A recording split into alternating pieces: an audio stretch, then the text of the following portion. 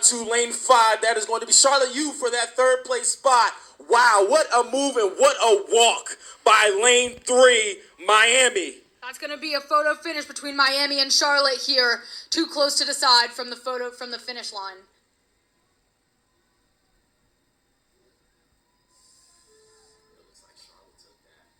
And then wrap us off is going to be lane 8, Asheville Youth. Yeah, that was some great racing. It looks like unofficially Charlotte might have edged out that Miami boat, but we'll see once the official times are released. And right after that great race, we've got the women's 4 grand final here that looks to have just pushed off those blocks. Starting in lane 2, we have the Miami crew. Lane 3, we have Atlanta Junior. Lane 4, Sarasota. Lane 5, Atomic, who not only won their heat yesterday, but also won this event last year. Lane 6, Charlotte. And lane 7, TriStar. Lane 8, Bulls School.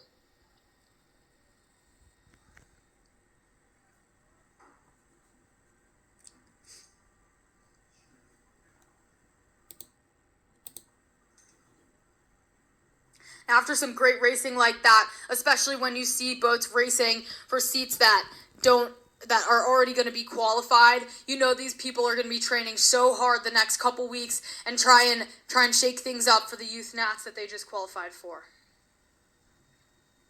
And we're about a minute 30 seconds underway. Once we get a good picture of the racing of the women's youth straight 4, we'll be able to tell you what is shaking up on the course.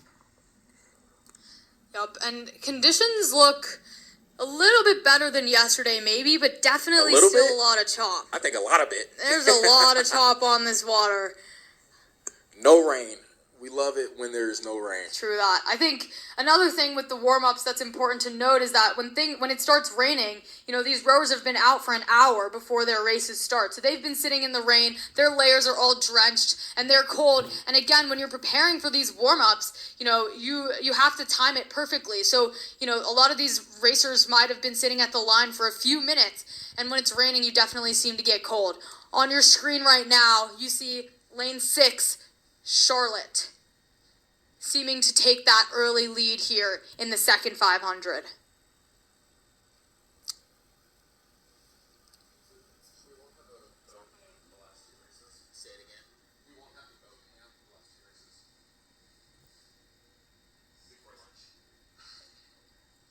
And it looks like right now, leading this pack here, that's going to be your lane 3. That's going to be the Atlanta Juniors in the front, well, I'm not going to say the front because we only have about an angle of 3 or 4 of the boats within this race. But it looks like on the screen, they are leading this pack here. And what a nice shot of our lane 7 here. That's going to be your TriStar, just moving and grooving as they are sitting within the thick of this pack here.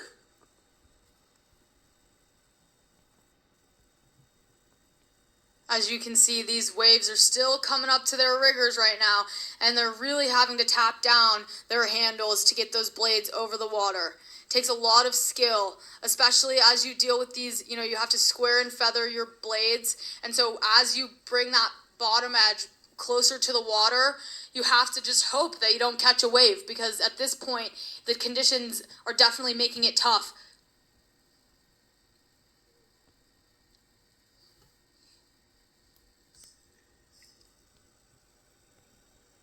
Yep, and there's that lane 6 Charlotte Youth crew that you can see in that nice red boat. But all the way on the other side of the field is that Atlanta Juniors crew that also took an early lead. Up on your screen is the Bulls School crew in lane 8.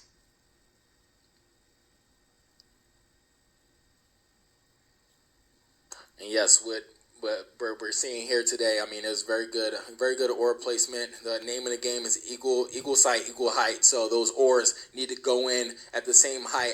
Every single last rower in that boat needs to have that same leverage, the same height within that boat, so that boat is set as they're going down. Obviously, with the wind, you may have to play around with the height of the oars and how you're drawing through.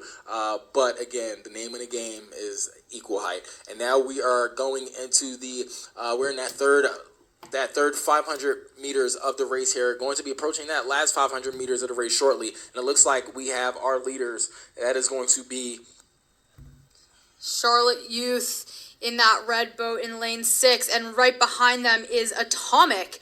Took a big move in that third 500 and pushed themselves up to that second place spot. And then we have Atlanta and TriStar racing for third place, and just a couple seats behind looks to be that Sarasota crew.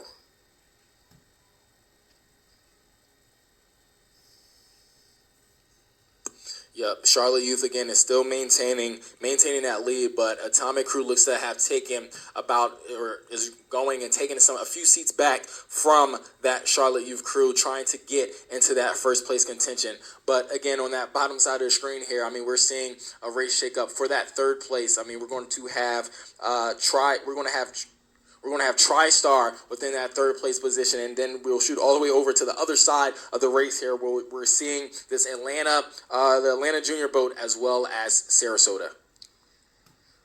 Looks like Atlanta might have a seat on that TriStar crew right now, but I'm seeing a big push from Sarasota as we come into that last 300 meters. Sarasota closing in on that third place spot that right now is being held by Atlanta Junior by just a seat over that TriStar crew. And it looks like Atomic has now closed that gap on Charlotte Youth and have taken seats back and are now going stroke for stroke with this Charlotte Youth. I mean, this first place spot is now is even going to be highly contested with the crews on the other side. That's going to be your Sarasota and Atlanta Juniors. But right now, again, Charlotte Youth, Atomic, 250 meters to go. Who wants it? It looks like right now on our screen, Atomic is going to have a bow ball, but then again, it looks like Charlotte Youth is now going to take that bow ball back. We're going stroke for stroke for the last 150 meters of this race here. I don't know who's going to take it, Aisha. I don't know. I don't know either. And in second place, we've got 3 across. Sarasota coming all the way in from that 5th place position to now sit bow ball to bow ball with the Atlanta Junior crew.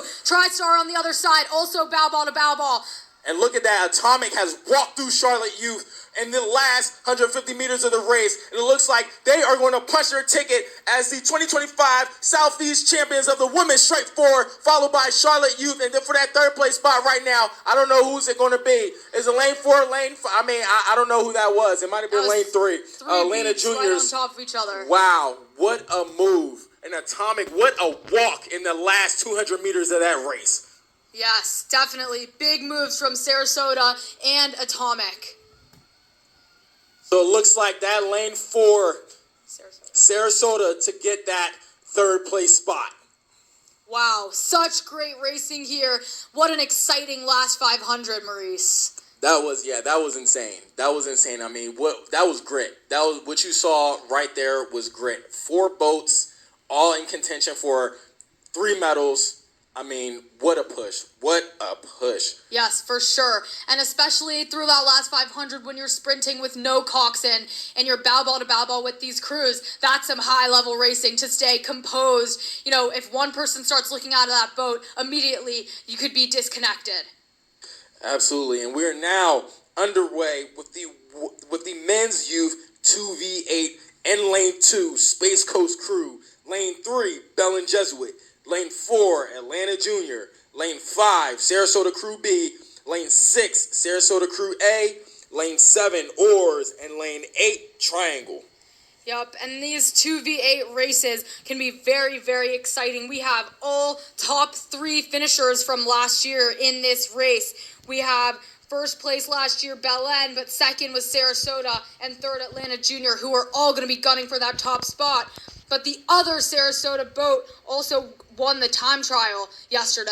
So it's going to be some very hot racing. We see they're starting to pick up the boats now, hot off the line. They're doing their starting sequences here. Again, heavy, heavy boat. And 8 different people to try and coordinate off the line, taking these high strokes here.